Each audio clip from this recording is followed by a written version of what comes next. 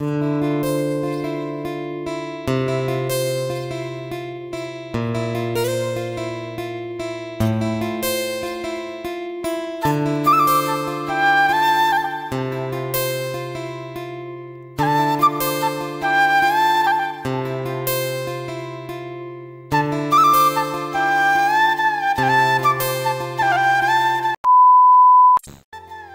Everyone, চলে এসেছি একটা নতুন ভিডিওর সাথে। তোমরা কেমন আছো বন্ধুরা? আশা করি তোমরা অনেক ভালো আছো। তোমাদের ভালোবাসায় আমিও অনেক ভালো আছি। আজকে নতুন একটা দিন, নতুন একটা ব্লগ শুরু করছি। এখন বাজে সকাল 7টা, আমি এখন থেকেই ব্লগটা শুরু করছি। তোমরা ভিডিওটা পুরোটা দেখতে থাকো। আশা করি তোমাদের আজকের ব্লগটা অনেক অনেক ভালো লাগবে। তো চলো ভিডিওটা শুরু করা যাক। সকালবেলা উঠে বাইরেটা দেখছিলাম, এত সুন্দর লাগছিল, মনে হচ্ছিল যেন অনেকক্ষণ ধরেই দেখি। কিন্তু এরকমভাবে দেখলে তো হবে না, বাকি কাজগুলোও করে নিতে হবে। তাই কাজগুলো চটপট করে সারতে শুরু করে দিলাম। আজকে সকালটা অনেক তাড়াতাড়ি হয়েছে, তাই ভাবলাম কাজগুলো গুছিয়ে করা যাবে।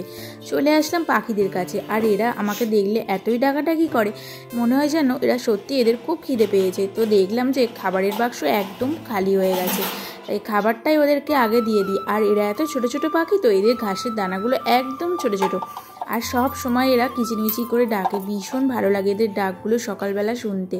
আর দেখো ঘাসের দানাগুলো একদম ছোট ছোট, এরা কিন্তু খুব ছোট ছোট খায়, মানে ছোট ছোট ঠোঁট নিয়ে, বেশ ভালো লাগে দেখতে।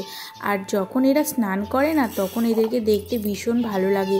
এদের স্নানের ভিডিওটা তোমাদের একদিন শেয়ার করব। এমনিতে ছোট পাখি, আর যখন স্নান করে তখন পালকগুলো আরও মানে গায়ের সাথে লেগে যায়, একদম ছোট্ট লাগে। তো খাওয়া দাওয়া হয়ে গেছে, এবার দেখো ওরা কীরকমভাবে খেয়ে নেয়।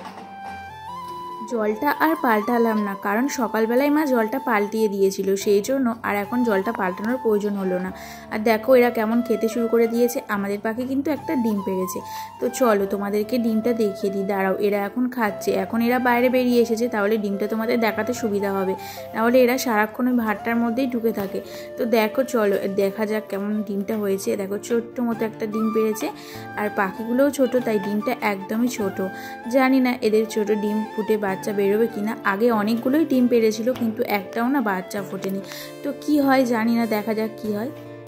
চলে আসলাম রান্নাঘরে, আর এসে না তোমাদের দাদাভাইয়ের জন্য চা বানাতে শুরু করে দিলাম, কারণ তোমাদের দাদাভাই ঘুম থেকে অনেকক্ষণ আগে উঠে গেছে, তাই জন্য চাটা করে দিলাম। আর বাইরে আমি বসে আছি, তোমাদের দাদাভাই চা খাচ্ছে। সকালবেলা আর কাজবাজ নেই, সেই জন্য মোটামুটি কাজবাজ সেরে এখানে বসে পড়েছি।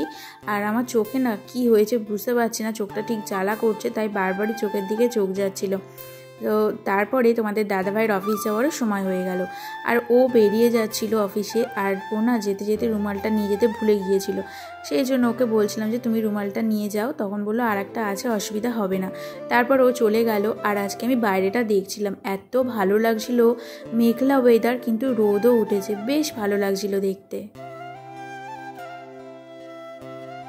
বাইরেটা দেখতে দেখতে ঘরের মধ্যে অনেক কাজগুলো ছিল, তো সেগুলো ভাবলাম যে করে নিই। তো তারপরে ওয়াশিং মেশিনের কাছে চলে আসলাম। আর ওয়াশিং মেশিনটা না 1 সপ্তাহ হয়ে গেছে মুছেছি, তারপরে আর মোছা হয়নি, তাই অনেকটাই ধুলো জমে গেছে। তাই ভাবলাম আজকে যখন সময় আছে একটু মুছেই নিই। তো মুছছিলাম আর ভাবছিলাম যে আমাদের মেয়েদের জীবন কতটা পাল্টে যায়।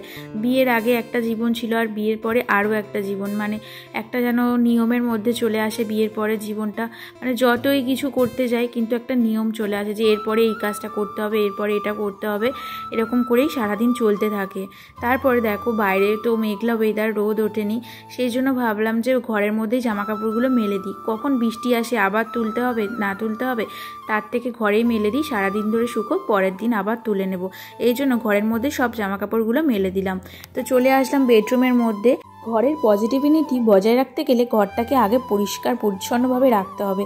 তো সেই জন্য আমি চেষ্টা করলাম আজকে ঘরটা ডিপ ক্লিনিং করেই নিই। তো প্রথমে ফ্যানটা পরিষ্কার করে নিয়েছিলাম, আগের সপ্তাহে ফ্যানটা মুছেছিলাম, তাও অনেকটাই ঝুল পড়েছিল। আর ঝুলগুলো না দেখছি আগের দিন বিছানার মধ্যে ঘুমাচ্ছিলাম, তখন দেখি গায়ের মধ্যে পড়ছিল, তাই ভাবলাম আজকে আগে ফ্যানটাই পরিষ্কার করে নিই। তারপরে দেওয়ালগুলো একটু মুছে নিচ্ছিলাম। তারপরে দেওয়ালের পরে যে জানালাটা রয়েছিল, সেই জানালাটা মোছার পর চলে আসলাম বাথরুমের দরজাটা ক্লিনিং করতে। বাথরুমের দরজাটাও দেখছি অনেকটাই ধুলো পড়েছে। তো ঘরের মধ্যে বেশি ধুলো পড়ে না, তাও কেমন একটা দাগ হয়ে যায়, তাই জন্য ভালো করে কলিং দিয়ে মুছে নিচ্ছিলাম। সকাল থেকেই ভেবেছিলাম যে ঘরটা আগে পরিষ্কার করে নেব, তারপর নিচে গিয়ে কাজকর্মগুলো করব। কিন্তু সকালে না টাইমটা ঠিক হয়ে ওঠেনি, তার জন্য অনেকটা ভোরবেলা উঠতে হতো, আর আমি তো অনেকটা ভোরবেলা উঠতে পারি না। সেই জন্য ভাবলাম নিচের কাজগুলো কমপ্লিট করে নিই, তারপরে আজকে ভালো করে ঘরটা পরিষ্কার করব। আলমারিটা কিন্তু আগের সপ্তাহতেই মুছেছি, তোমরা যদি আমার ব্লগটা দেখে থাকো অবশ্যই দেখতে পাবে আলমারিটা কিন্তু মোছা আছে, তাও কেমন একটা ধুলো পড়ে গেছে। আর সপ্তাহে না মুছলে না অনেকটা যখন একসাথে ধুলে পড়ে তখন মুছতে খুব বিরক্তি লাগে। আর আমার না একটু ডাস্ট অ্যালার্জি আছে, মানে একটু নাকের মধ্যে ধুলো ঢুকলেই শুধু হ্যাঁকচো হয়, ঠান্ডা লেগে যায়, তাই অল্প নোংরাতেই আমি ভালো করে মুছে নিই। আর ফ্যানটা এমনিও পরিষ্কার আছে, তাও ভাবলাম যে একবার মুছেই নিই। আর তার সাথে সাথে ড্রেসিং টেবিলটা কেন বাকি থাকবে, ড্রেসিং টেবিলটাও ভালো করে ক্লিনিং করে নিলাম। আর ওপরে আমাদের গণেশ মূর্তি রয়েছে, গণেশ মূর্তিটা অনেক দিন ধরে মোছা হয়নি, তো গণেশ মূর্তিটাকেও ভালো করে মুছে নিলাম। আর দেখো আমাদের ড্রেসিং টেবিলের সামনেই রয়েছে কালিমার একটা মানে ফটো। সেই ফটোটা না অনেক দিন ধরে যখন আমরা তারাপীঠ গিয়েছিলাম তখন এই ফটোটা নিয়ে এসেছিলাম, আর সেখান থেকে এটা রয়েছে। আর যেরকম অবস্থায় রেখেছিলাম এখনও কিন্তু সেরকম অবস্থায় আছে। বছরটা প্রায় 1 বছর হতে গেল, কিন্তু কোনো রকম কিছু হয়নি। তারপর ভালো করে ড্রেসিং টেবিলটা মুছে নিলাম। দেখবে ঘর যদি পরিষ্কার থাকে না মন মেজাজও অনেকটাই ভালো থাকে, আর সেই ঘরে থাকতেও ভীষণ ভালো লাগে। তাই সবসময় আগে আমাদের উচিত ঘরটা ভালো করে পরিষ্কার করে রাখা। সব সময় হয়ে ওঠে না, তাও যেটুকু আমি সময় পাই তখনই আমি ঘরটা ভালো করে পরিষ্কার করে রাখি। কাজ করতে করতে আমি কয়েকজনের কমেন্ট পড়ে নিই। আমার যেসব বন্ধুগুলো এত ভালো ভালো কমেন্ট করেছে তাদের কমেন্টগুলো না পড়লে তো ঠিক ভালোই লাগবে না। তো চলো পড়া যাক। MS ফ্যামিলি লিখেছে, প্রথমে বলবো তোমার ফুল গাছ খুব সুন্দর, রুমগুলো গুছিয়ে নিলে, তোমাকে অনেক সুন্দর লাগছে, ভালো লাগলো। থ্যাংক ইউ দিদিভাই এত সুন্দর একটা কমেন্ট করার জন্য, তোমার এই কমেন্টের জন্য আমার অনেকটাই ভালো লাগলো। তো চলো পরের কমেন্টটা পড়ে নিই। সমাপ্তি দিয়ে লিখেছে, ভালো লাগলো সব কাজ সুন্দর করে গোছানো। থ্যাংক ইউ দিদিভাই এত সুন্দর একটা কমেন্ট করার জন্য, তোমাদের এই কমেন্টের জন্য আমার না অনেক ভালো লাগে ভিডিও বানাতে। আর আমি কিন্তু তোমাদের ভিডিওগুলো গিয়ে দেখে আসি, তোমরা কিন্তু দেখেও আর বলো কেমন হয়েছে। রূপসীস লাইফস্টাইলস লিখেছে, ওয়াও এগিয়ে যাও এইভাবে। থ্যাংক ইউ ফ্রেন্ড এত সুন্দর একটা কমেন্ট করার জন্য। তোমাদের কমেন্টগুলো না পড়লে আমার ঠিক ভালো লাগে না, তাই এই ভিডিওতেও তোমাদের নামগুলো নিয়ে নিলাম। তো দেখো তোমাদের সাথে কথা বলতে বলতে আমার ঘরটা প্রায় গোছানো কমপ্লিট হয়ে গেছে। আর বিছানার চাদরটাও না পাল্টে নিলাম, কারণ ওপরের ফ্যানটা মুছেছি অনেকটাই ধুলো পড়ে গেছে, সেই জন্য চাদরটা পাল্টে নিলাম। আর এদিকে আলনাটাও না অগোছালো হয়ে আছে। আর ঘরে সব কিছু যখন পরিষ্কার হয়ে গেছে, অগোছালো যখন আলনাটা থাকে তখন কি আর ভালো লাগে, তাই ভাবলাম আলনাটা আগে গুছিয়ে নিই। আগের দিন বাড়িতে আমি একটা তেল বানিয়েছিলাম, সেই তেলের ভিডিওটা তোমাদের সাথে শেয়ার করেছিলাম। আর তোমরা অনেক বন্ধুরাই অনেক ভালো ভালো কমেন্ট করেছো আর অনেকেই দেখেছো, তো তার জন্য অনেক ধন্যবাদ তোমাদেরকে এত সুন্দর ভিডিও দেখার জন্য। আর জানো তো তেলটা সত্যিই খুব ভালো, তাই ভাবছি যে তেলটা না সেদিনকে মাখা হয়নি, ঠান্ডা হচ্ছিল না, তাই আর অনেকটাই দেরি হয়ে গিয়েছিল, তাই ভাবলাম যে পরের দিন মাখবো। আর পরের দিন করে না 2-3 দিন হয়ে গেল মাখা হচ্ছে না। মা মেখেছে কিন্তু আমার না ঠিক মাখা হচ্ছিল না, তাই ভাবলাম আজকে কাজটা যখন করা হয়ে গেল আর মানে অনেক তাড়াতাড়ি কাজটা হয়ে যাচ্ছিল, তাই ভাবছিলাম যে আজকে একটু মেখে নেব। আর দেখো ঘরটা কিন্তু অনেকটাই পরিষ্কার করে ফেলেছি, তারপর ঘরটা ভালো করে ঝাঁট দিয়ে নিলাম। এবার ঘরটা ভালো করে মুছে নিচ্ছিলাম। বাকি ঘরগুলো কিন্তু মোছা কমপ্লিট হয়ে গেছে, সেগুলো আর তোমাদের সাথে শেয়ার করলাম না। এই ঘরটা পরিষ্কার করেছি তাই এই ঘরটাই ভালো করে মুছে নিলাম। এখন সব কাজবাজ আমার কমপ্লিট হয়ে গেছে, এবার ভাবলাম তেলটা এখন মেখে নিই। আর দেখো এটা কিন্তু আমি নারকেল তেলের ওই জারটার মধ্যেই ভরে নিয়েছিলাম ঠান্ডা করে। এটা কিন্তু গরম অবস্থায় কোনোভাবেই রাখা যাবে না, ঠান্ডা করে নিতে হবে, তারপর ছাঁকনির সাহায্যে ছেঁকে নিয়ে এর মধ্যে রাখতে হবে। তো দেখো তেলটা আর সঙ্গে আমি কিন্তু পেঁয়াজের রস মেশাইনি, তোমরা চাইলে মেশাতে পারো।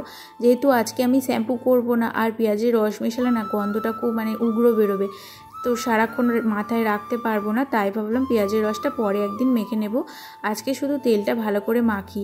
তো ভালো করে শীতের মধ্যে মাখছিলাম, আর এটা তো গোড়ায় গোড়ায় কাজ করবে, তাই জন্য চুলের গোড়ার মধ্যে দিচ্ছিলাম, আর চুলের লেন্থেও দিয়ে দিলাম, কারণ যদি ডগা ফাটার সমস্যা থাকে সেটাও অনেকটা দূর হবে, তাই ভাবলাম যে ভালো করে মেখে নিই। আর তোমাদের সাথে মাখছি যখন একটু শেয়ার করে নিই কীভাবে মাখতে হবে। তো আজকের ভিডিওটা কেমন লাগলো বন্ধুরা আমাকে কিন্তু অবশ্যই কমেন্টে জানিও। যদি আমার ভিডিওটা ভালো লেগে থাকে অবশ্যই লাইক কমেন্ট শেয়ার করে দিও। তোমরা যারা যারা আমার ভিডিওটা সাবস্ক্রাইব করেছো তাদের জন্য অনেক অনেক ভালোবাসা, আর যারা এখনও চ্যানেলটা সাবস্ক্রাইব করোনি তোমরা চটপট সাবস্ক্রাইব করে নিয়ে আমার পাশে থেকো নতুন ভিডিও দেখার জন্য।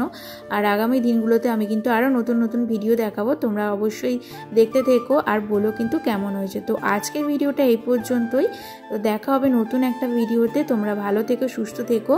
আর